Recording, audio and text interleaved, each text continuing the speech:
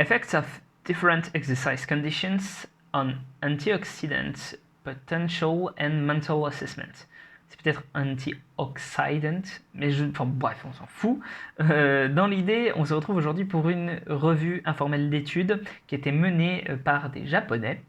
Et je la trouve très intéressante en fait parce que au départ, elle n'est pas très sexy comme titre. Et puis en fait, quand tu lis ce qu'il y a dedans, tu cogites, tu te dis ah putain, c'est pas bête ce qu'ils ont fait en fait. Et c'est assez intéressant, mine de rien.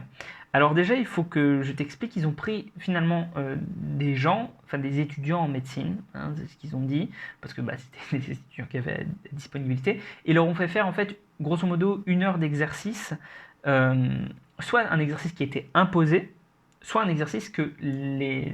Donc c'était ça la différence entre les deux conditions, soit la deuxième condition, c'était un exercice qu'ils avaient choisi. Voilà, hein, pas grand-chose d'autre, mais ils ont mesuré le taux d'antioxydants qui avait en fait, le rapport entre antioxydants et les reactive oxygen species, on appelle ça les radicaux libres, en fait, ce que les antioxydants sont censés combattre.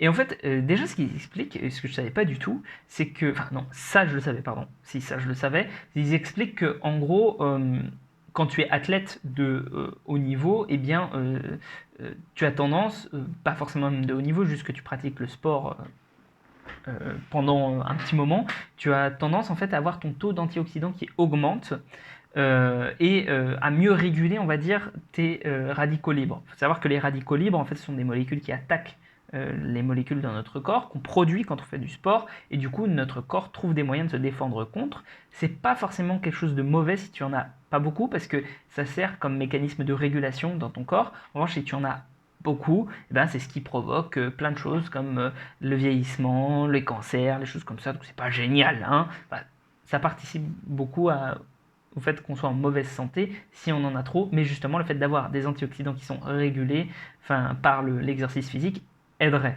Euh, D'ailleurs, j'en avais parlé dans l'étude sur le gut muscle axis, si jamais tu ne l'as pas lu. Bref, enfin tu n'as pas vu la vidéo surtout. Et bref, qu'est-ce qu'ils ont trouvé? Et ben, ce qu'ils ont fait que je trouve relativement brillant, c'est que ils ont mesuré ce taux-là et ils ont mesuré aussi l'état de condition mentale. En fait, ils appelaient ça, alors je vais te trouver ça exactement, je crois que c'est le POMS, un truc comme ça. Ouais, le POMS, où en gros, eh bien, c'est une échelle à 50 points qui, grosso modo, quantifie ton état mental et si tu te sens bien, tu te sens pas bien, etc. etc. Et ils leur ont fait faire ça, du coup, après leur séance, et ils ont mesuré aussi leur taux sanguin d'antioxydants, machin, etc. Et ils se sont rendus compte que les gens qui n'avaient pas choisi leur séance, eh bien, ce sont des personnes qui avaient moins d'antioxydants, enfin, qui avaient un rapport entre radicaux libres et antioxydants qui favorisait plus les radicaux libres par rapport à ceux qui avaient choisi. Mais en plus, ils avaient un POMS qui était moins favorable que ceux qui avaient choisi leur exercice. Donc, plusieurs choses qu'on peut peut-être extrapoler. Alors, c'est une première étude, hein, donc il ne faut pas voilà, monter sur nos grands chevaux, mais ça reste intéressant. On pourrait se dire, eh ben, en réalité, on peut mesurer peut-être le taux d'antioxydants des gens par rapport à leur score au POMS. Si jamais ils se sentent pas bien, mais peut-être que ça veut dire que leurs antioxydants sont pas au top et que peut-être qu'ils peuvent rentrer en état de surentraînement, machin, etc. Bon, mais surtout, c'est peut-être l'inverse qui est plus intéressant, c'est qu'on pourrait mesurer l'état mental des gens par rapport à leur taux d'antioxydants.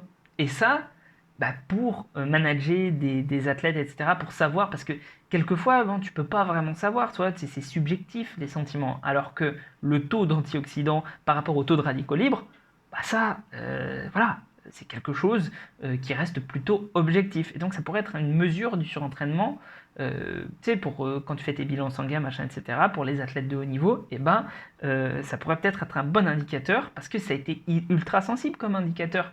Tu vois qu'en mode, en 1 heure de séance, on a vu des différences. C'est qu'il y a quelque chose à faire peut-être de ce côté-là. Alors, encore une fois, hein, voilà, on est sûr de rien et tout, hein, mais voilà. Et autre chose que je trouve intéressant, c'est que on remarque que du coup, même sur une séance, les gens qui ont fait des choses qui leur plaisaient, c'est bien meilleur pour leur santé, parce que du coup ça augmente leur antioxydants et tout, que les gens qui faisaient des trucs qui leur plaisaient pas.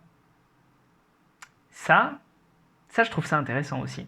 Ça veut dire que, encore une fois, on a même une confirmation, on va dire, objective et physiologique, que le plus important dans le sport, c'est pas de faire la meilleure chose possible, optimiser ou quoi que ce soit.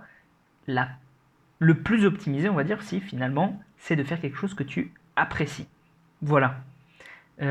J'espère que ça t'aura plu. Moi, en tout cas, c'est une étude qui payait pas de mine et que je suis très content d'avoir quand même pris le temps de lire et me dire, si, quand même, ça a l'air intéressant. Elle est en open access, donc je t'invite à la lire. Et puis, sinon, prends soin de toi et on se retrouve pour une prochaine vidéo.